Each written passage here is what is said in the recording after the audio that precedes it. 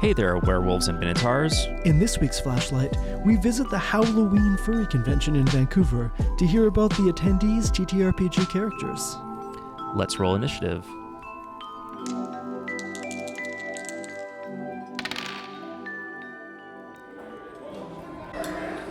We're rolling. Where are we at right now, Jake? So, right now we are at Howloween, the second biggest furry convention in Vancouver, British Columbia. Wow. We're walking around with a big sign inviting people to tell us about their player character. Riley, have we received permission to do this and record at this convention? No comment. Don't worry about it. All right. So currently we're walking around with the sign, trying to get eye contact with people, and if they have cool tabletop characters, they should tell us about them. Are we influencers now? God, I hope not. We're documentarians. We're journalists. Honestly, we are journalists. Kind of, yeah, no, like, for real. Like that, this is not influencer behavior. We have a sign that says, please tell us about your character. We're on the party floor, so we're gonna. Yeah, what is the party floor? Third floor. Oh, it really is. So we're underneath the party floor. Yeah. Cool, we're on the party floor for We're sure. across from the big parties. Good. I was trying The big parties. I'm old. My bedtime is 10.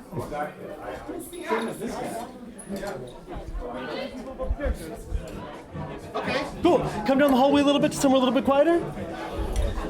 I'm Malka, by the way. What's your name? Joey. Pleasure to meet you. Yeah.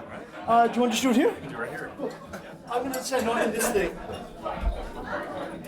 Okay. I'm kind of nervous now, though. No problem. Just tell us about your PC. Okay. So I'm like a GM, right? So I ran a long time campaign. Okay. And I had like a GM PC that became another PC in someone else's campaign because I was like forever DM, and then they took over for a little while. Oh, and you were playing in that other campaign now. Yeah. Wow, what was that like? It was really interesting because like originally I had intended this character to kind of be almost like a jokey character. Sure. They're like a wild mage, and in my campaign, their magic was like sometimes helpful and sometimes like hindering. Which is You know what I fun mean? as a DMPC, Oh yeah. but hard as a player character. Yeah. It was funny when the players would be like, okay, we need the Vesivolar to do this. Yes. And then he would be like, okay, here we go polymorph. And then he accidentally targets himself. And then he goes, now I'm a squirrel. It's Which is fun when it's not your own character. yes. Did you have to rebalance things when you were actually playing this When I was character? playing the character, it was very frustrating. But everyone loved it because it was like in someone else's campaign, and then when I did manage to throw something out that actually landed, it felt twice as good, you know? But the Yeah. chaotic element that I was able to do it, and like as a GM, you know what was going to happen, but when I played it as a PC, it was like I had no idea what was going to happen, right? Do you feel like you also could have more growth and change happen to your character once they were a PC? And they did. They had a lot of things happen to them that I didn't expect, or I probably didn't want in the first place. Like what? Like they had were using a different wild magic surge table than I did. Okay. So every time I magic surged, it would have like a different effect that I didn't expect.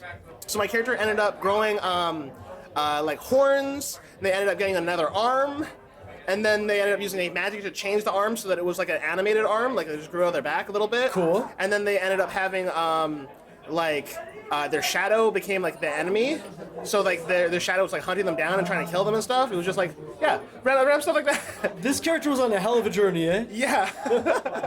Thank you so much for telling us about this. Oh, I have one other thing I want to Go say. for it. There was a wild magic surge that was happening where I was trying to defeat a lich. Yes. And so we tried to do like this thing where we were trying to use like a spell that I used that like increased the area of effect of something to bless the snow, to try and destroy the lich with blessed snow. Excellent. Like, it's like blessed water, but it's blessed snow. Sure, right? like To holy destroy the water, lich, but right? holy snow. Right, exactly, Yeah. exactly. So we tried to do that. I amplified the effect, but then I wild surged, and they said it affects something else, and it's now a different form of precipitation. It's clouds.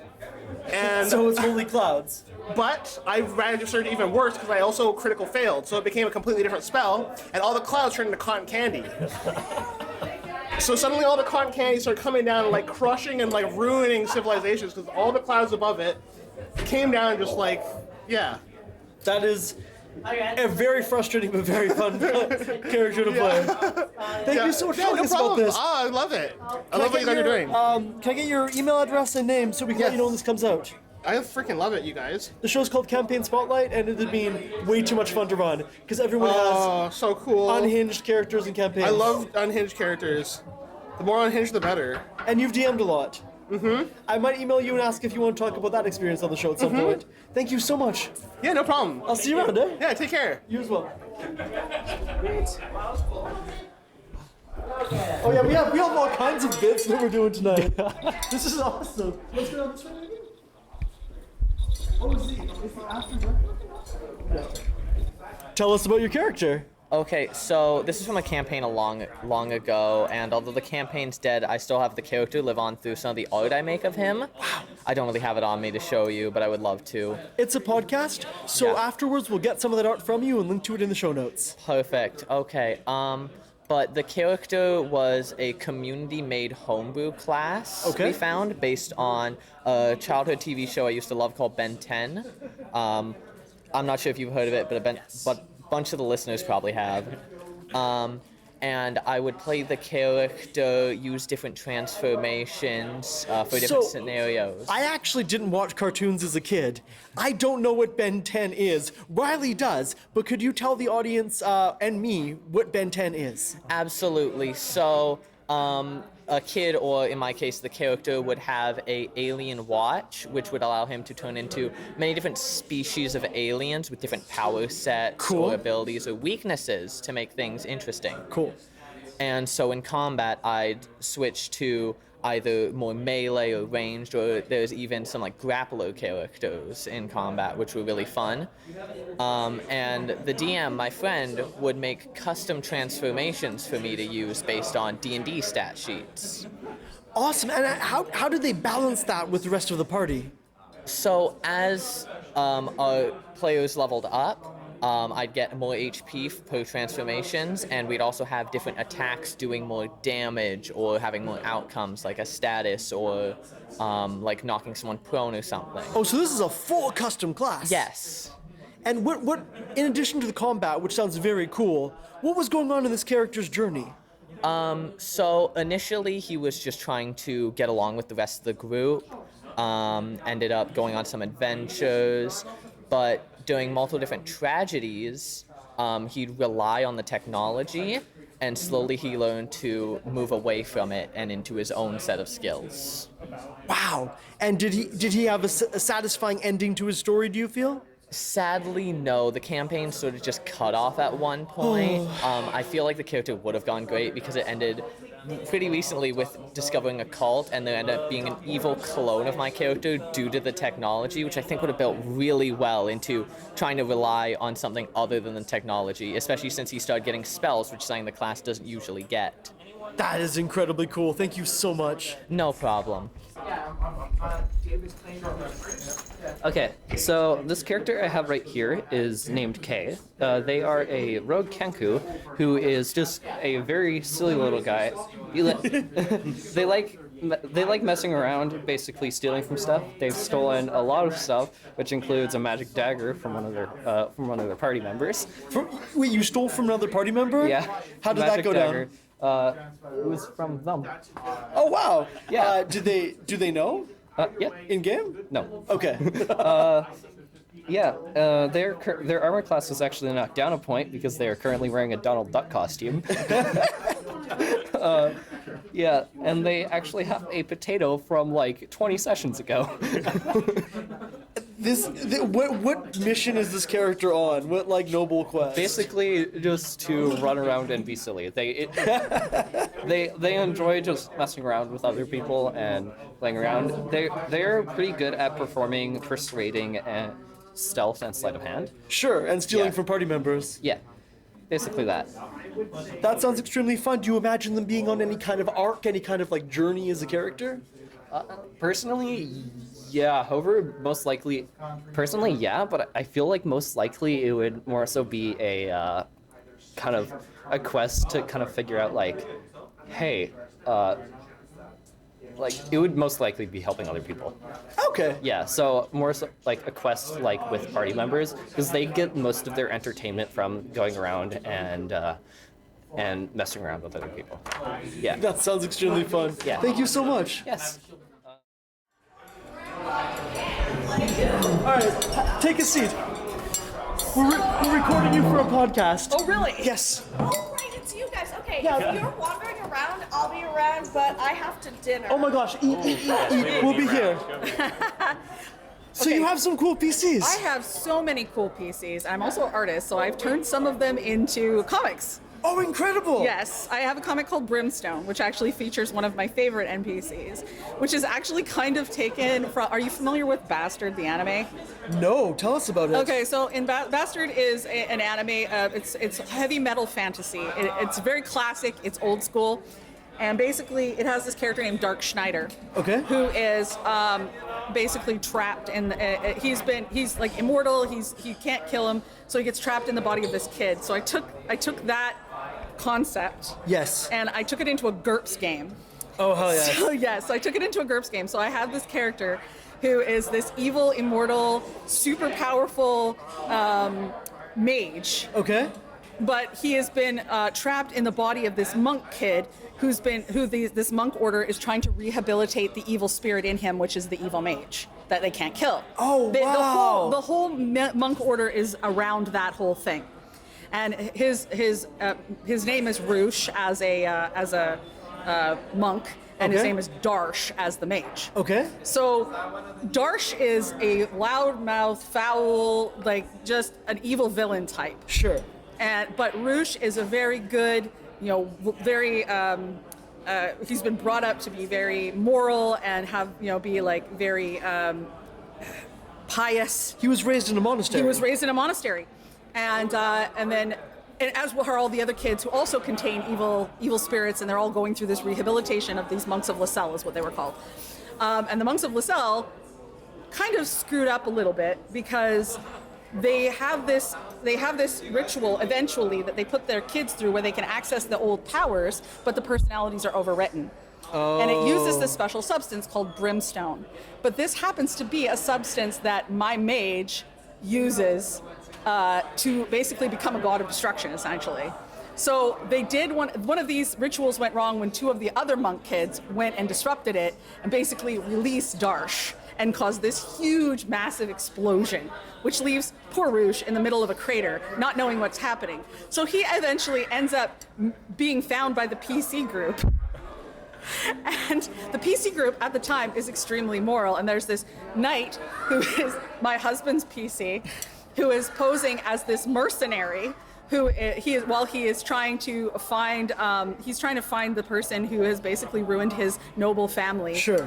But he's doing it covertly because if he didn't, he would get a bunch of people coming after him. So he's trying to find this guy and basically do this thing. And then there's this halfling who's like klepto, but he's absolutely very good-hearted, but he can't keep his fingers to himself. So we're playing this game with this GM who is like sadistic. I swear to God. Anyway, so he runs us through this campaign, and eventually, there's times when Darsh emerges. I have to roll dice for when Darsh actually emerges and takes over the body. Oh, so you have like a mechanic built in for this? Yes. So there's a mechanic built in. So when certain stressful things happen, and in one case, they're in this village where these kids are disappearing. So they have to investigate the kids disappearing. And because Roosh is a kid, basically, like he's only like 14 or 15. So he's a kid, basically. He's in with the other kids guarding them, but the bad guys use a sleep spell. So we get to roll to see if Darsh comes out while his main personality is asleep. Yeah. So sure enough, Darsh comes out and he's like, okay, where am I? And he figures it out that there's these goblins trying to steal these kids using basically what he considers rudimentary magic. So he's like, okay, give me a second. I got this. So he goes and he like flambés them. Unfortunately, some of the restrictions on Roosh causes that magic to backfire. Whatever he dishes out in pain, he gets in return. So if he kills somebody, he dies. the trick here is he's immortal. Right. So he bursts into flame, fucking dies. An hour and a half later, he reforms, and then he wakes up, and he's Roosh again. He's like, "What happened? I'm in a shroud, in a tomb. What the heck happened? I don't know what happened." Doesn't remember. Does not remember what happened. So Roosh himself doesn't remember anything of what happened to Darsh. What kind of arc does that mean? Like, what does Roosh's growth as a person sound like then? Well, Roosh actually, like, he slowly, like, the funny thing with this campaign was that Darsh is really evil, but Roosh is really kind of good and clueless. So what kind of actually happens is the two personalities started to come closer and closer together. Ooh. So Darsh becomes more good, and in general, because Darsh is actually the true personality, but Roosh is kind of like his is like almost a throwback to him when he was a kid in a way, like in the kind of the way this worked out. But it was like kind of like the two personalities kind of came closer together till they didn't really. Like he actually kind of grew up into that person. They merged essentially. Kind of Darsh was more the dominant, but he became good. He started to grow a conscience, and well, the party went horribly evil. So there came a time. What were they doing that was so evil? Well, like, okay, so it's part of how the arc went down with, like, it's the Goblin Children or something. We ended up having to deal with a Bale, and a Bale is a type of vampire.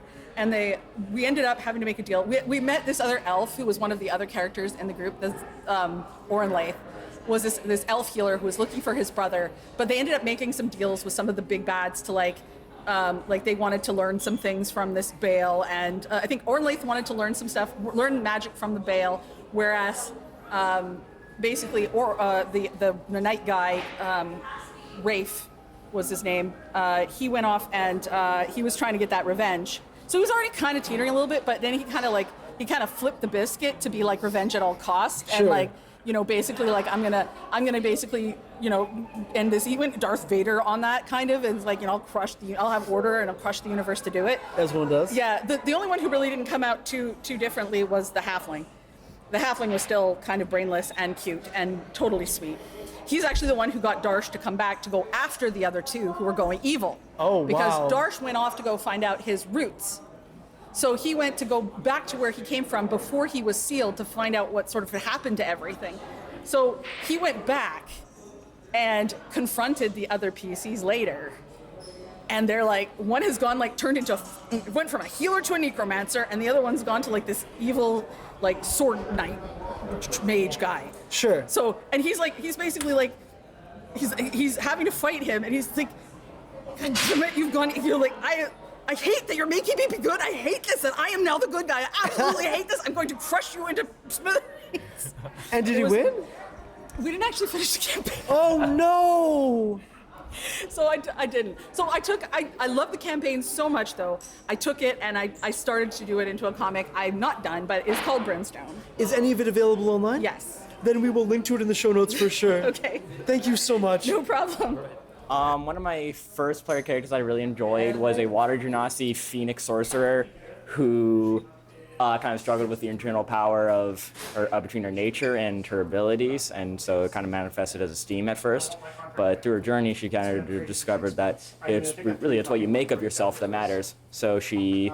So what did that struggle look like? It was a struggle between water, steam, and fire. Okay. Or water, fire, and the merging of the two, and eventually, in her later years, she kind of wrapped it all in just fire and brimstone. She kind of just redefined herself as a new person. So by the end of the campaign, she'd really changed a lot. Yes.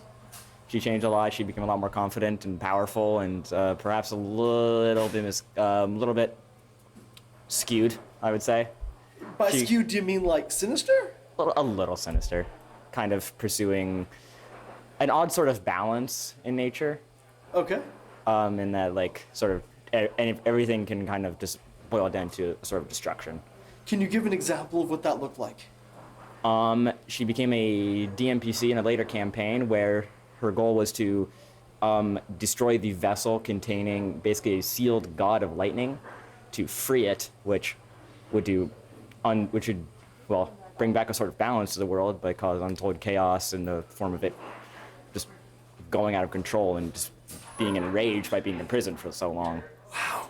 What did it feel like for your PC to become a DMPC? It felt gratifying to have a character who has gone through so much and sort of become a character all of their own, to sort of be able to take the reins off of them and give those reins to someone else so I can have another character interact with them. You felt like you'd grown them to a point where now they're just like interesting on their own out in the world. Yes. Fascinating. Thank you so much. Yeah. So tell us about your character. Yeah, so I've been brought into a campaign pretty recently that's been running for almost 3 years now. Wow. So the DM actually gave me a character who used to be an NPC but has now joined the party, who is a hat enthusiast. And so how it works is they're an actor. Their base class is actually a level 1 changeling, but everyone else in the party is like level 8. Sure. How they scale up to that is they find hats. And if they find a hat of good quality, such as, say, a nice pair of devil's horns, that might make them a level 5 warlock. Through the power of belief, their acting is so good, they become that class. And so it has been an absolute just... Oh my gosh, I've been so scatterbrained the entire session because I've got like 6 different character sheets just in case I switch hats mid-combat and have to like keep track of did I use all the spell slots and whatnot. And the DM and I have been workshopping it to balance it a bit more, but it has been a lot of fun to essentially play every class. And at today's campaign, we defeated the big evil who happened to be wearing a goofy hat. The DM was baiting me. Yes. As it turns out, me stealing that hat was what defeated the big evil, and got it yoinked back into its portal dimension. And that hat now lets me transform into any monster in the player handbook. Any monster. Any monster. We're still balancing it. I think it'll probably be based off of like a difficulty rating, but we'll go from there. That needs. That sounds perfect. Yeah. So I am super excited to play this character. It's been a lot of fun. What arc do you envision for this hat enthusiast character? Yeah. So my arc for it personally that I've already written is that their base class, that level 1 changeling, they don't actually believe in their own ability to support them to be active in the world on their own. So they've been wearing these hats to try and like get a leg up. But the warlock, you need a patron and all that. Yes. But my DM hates patrons. He just absolutely doesn't like what they do to campaigns. So he banned patrons. But the compromise is, it's me in the mirror in my base class saying, hey, why don't you trust yourself? So it's like Gollum. In a way, yeah, except more wholesome, where it's like, you don't need to wear a hat, believe in yourself. And so the goal is by the end of the campaign that, I'm going to deliver the final blow by taking off the hat and being my true changeling self and just walloping the big evil. And of course, everyone else will be level 10 and I'll be level 5, but it'll work, I hope. That sounds like a beautiful ending. Yeah. You're going to have to come back on the show and let us know how it goes. Oh, absolutely. Thank you so much. Yeah, my pleasure. Can I get your name and contact info? Yeah, of course, I'm Robin. Hi, I'm Malka. It's a pleasure to meet you. Good to meet you. Likewise. Oh, yeah? Oh, hell yes. I can see my head. Fantastic. Well, we're all in there. Let's see, so here were the The magic mirror. Oh, there's a whole list. so there's a rooftop thief. Yeah, whatever. Vintage, just something cool. Hat enthusiast is what I ended up going with. Named Hattie. Yeah, change class with every hat you wear. Nice. Yeah. I will Around definitely here, bother just you full about of drugs. Graduate student A has a map of the portal, and then Margot Bonecrusher was the other one I was curious about because she has this like barbarian effect where essentially every time she rolls 15 or above, she breaks bones. Oh no. Graduate student A is the most like this is your supervisor talking behavior. Oh yeah, absolutely. But yeah, well, and all My the supervisor people- just called me the name of any of the grad students, counting on that I would know that it was meant for me. Well, yeah, I mean, it would be like he's got A and B. He just gave up on coming up with names. Honestly. But it's kind of been a running joke because, as it turns out, like in the house we just raided, there was Nanny A and Nanny B, and like, no way, it's the same person. And then, sure enough. So tell us about your character. So my character is same name as mine, Kaji. I'm not the most creative when it comes to names, but he is very different from me. He is a Ronin mercenary feline character, same as my Sona. But he's more of a badass, silent, strong type. But if you get to know him, big if, he can soften up a little bit. And this is a LARP character. Yes, so that's live action role play, not like the tabletop kind, but in fact you're living your character. You are your character. How do you embody that badassness then? For me, it's kind of interesting. It's like a flip. Like once I get into the outfit and put on the makeup, like a switch just flips for me. It's kind of something I can't do without the costume and makeup. How does it feel at the end of the weekend to get out of that then? It feels interesting because like the LARP I attend is a full weekend, so you are playing from Friday to Sunday in character, day and night, and so it's like you just get so used to it for that weekend, and then you finally get out of it. It's like, wait, oh, that's right, the real world. And what kind of journey has Kaji been on?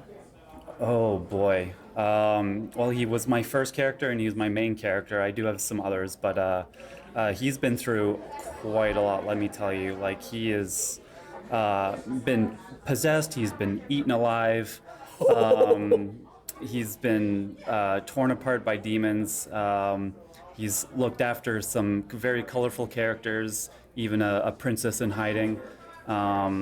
And yeah, he's gone through so many stories. He's gone through a lot. How long have you been playing as Kaji at this LARP? So I first joined the LARP, I think, back in 2006. Oh my goodness. So you've been doing this for a while. Oh yeah. Actually, I think almost as long, if not longer, than being a furry. Wow.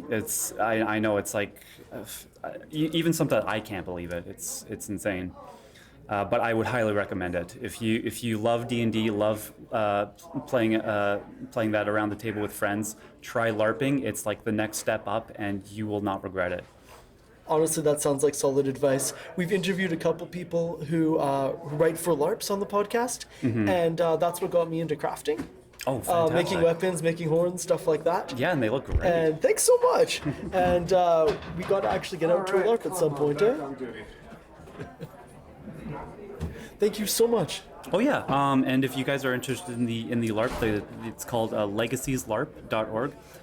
They also have a Discord, and they are in Washington State, around various state parks, once a month for an entire weekend.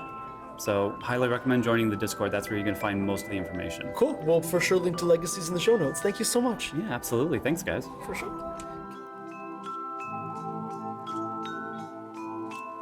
And that's all for this week. I'm Dungeon Inspector Jake. And I'm Production Master Riley. If you enjoy the show, consider subscribing and leaving a review, which helps other people find Campaign Spotlight. If you'd like to support our work, consider going to patreon.com/Campaign Spotlight and becoming a patron. And if you want to see the furry art we got of us recording this podcast, check out the link in the show notes. For more on the show, including links to all our social media, visit folderfrequencies.com/Campaign Spotlight.